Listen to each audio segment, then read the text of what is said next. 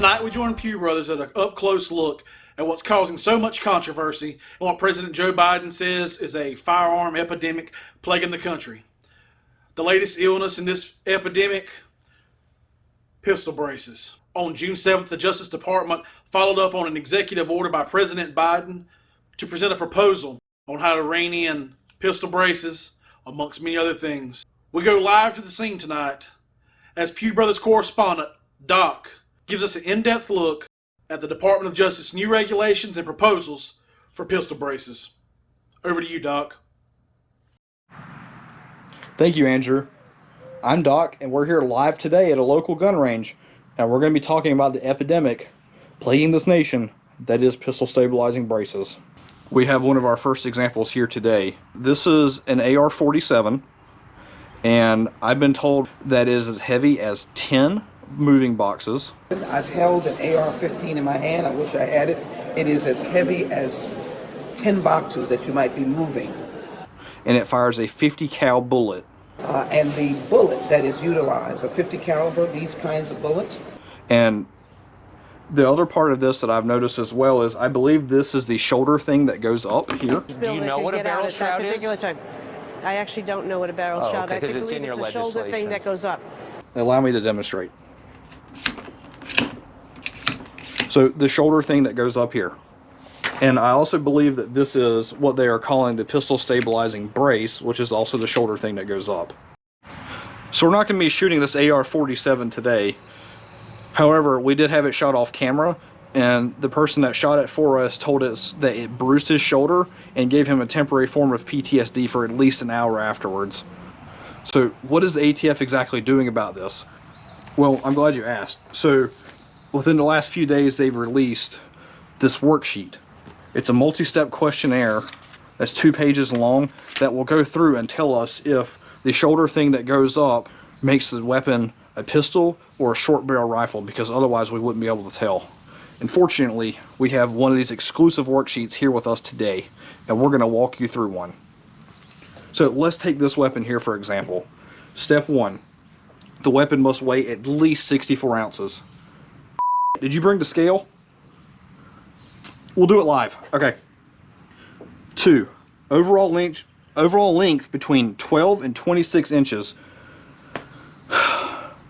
We don't have a tape measure.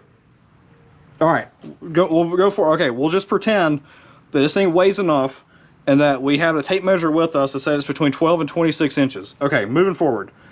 Now, the ATF says that anything greater to or equal than 4 means it's a short-barreled rifle.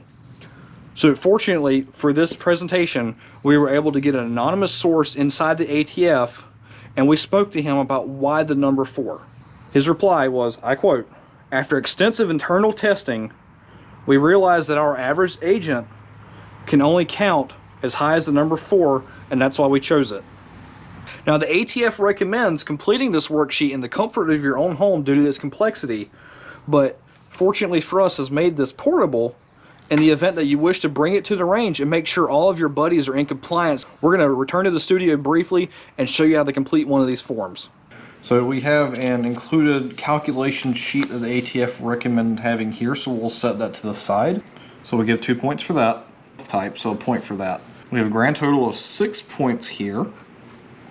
And if we subtract our freedom points, we have a grand total of 0 points. And it allows us to move on to the next section. So we get 3 points here. And 1 point for that. So let's get a point for that. So that brings our grand total to, let's see, let's consult the sheet over here. 3 cosine of 1. All right, 9. We have a grand total of 9 points.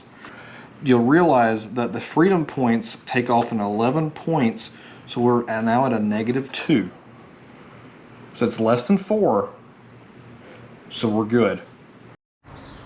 Now we're back here at the range to see why the Biden-Harris administration and the ATF are so concerned about these stabilizing braces. The Biden-Harris administration is worried that a pistol stabilizing brace can make a firearm more stable and accurate while making it concealable. So allow me to point out, if you look over here at the pistol brace, you can actually see, and we've uncovered behind the camera here because our anonymous source did not want us to show how he hid it in here. There's actually a Glock 26. You would have never seen it coming. So you may be thinking, so I do this all the time with my pistols. I hide them in all my braces. This isn't a big deal. And you know what? I think most gun owners would agree with you, but this isn't the extent of what you can do with one of these stabilizing braces. We're going to switch cameras here, and we're going to show you some real atrocities. Now, you may be one of those law-abiding citizens that took the advice of former Vice President, now President Joe Biden, back during the Obama administration, who gave everyone some very sage advice. If you want to protect yourself, get a double-barrel shotgun, have the shells, a 12-gauge shotgun, and I promise you, as I told my wife, walk out on the balcony here, or walk out, put that double-barrel shotgun, and fire 2 blasts. Well, let me tell you a little bit about this. This is not your typical Joe Biden double-barrel shotgun, okay? If you'll notice closely, there's a stabilizing brace on this abomination. You may be thinking, no big deal. Who cares? It's just a shotgun. This is what Joe Biden told me to get. Again, off camera, our source didn't want to show us how he accomplished this feat. But as you can see here, the shotgun now contains another braced pistol. And this isn't all. You can go way more than this. Allow us to go off scenes once again, and we'll show you what you can really hide. We're looking at the Joe Biden special here. Once again, ladies and gentlemen, I have to show you that this now contains yet another braced pistol. But even more vindictive and absolutely diabolical, this thing now contains a 50 caliber inline muzzleloader sniper rifle in assault camo. I know I'm a reporter and I'm supposed to be unbiased, but I am trembling in rage and frustration at seeing how such a thing can be allowed to be legal in the free United States of America. Ladies and gentlemen, look at this atrocity here. All contained within this one braced shotgun. I just cannot even imagine how much carnage you can inflict with one of these. With just a few simple steps, we went from this to this. Ladies and gentlemen, I don't think I need to present any more evidence to you why this is such an epidemic in this country and how it needs to be fought. And the wonderful men and women at the ATF are doing their best to count to the number 4 and help us solve this crisis. So the next time you're at the range, you can show up with your clipboard and you can tell your buddy, you're at 6 points. Better watch out. Thanks for sticking around to the end of the video.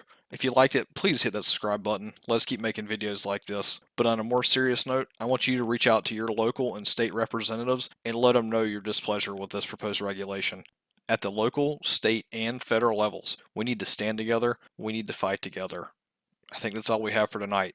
Stay safe out there. And as always, blink responsibly.